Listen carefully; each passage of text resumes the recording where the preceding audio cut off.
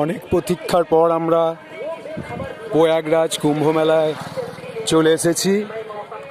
এখন আমরা কুম্ভ মেলার উদ্দেশ্যে রওনা হচ্ছি স্নান করারে। এখান থেকে 15 কিলোমিটার দূর। দেখতেই পাচ্ছেন আমরা যেটা ভয় পাচ্ছিলাম সেই ভয়টা কেটে গেছে। হাতে গোনা বেশ কয়েকটা গাড়ি, কোনো জ্যাম নেই, রাস্তা পুরো ফাঁকা। তাই ভয় না পেয়ে আপনারাও আস্তে আস্তে সাহস নিয়ে এগিয়ে আসুন।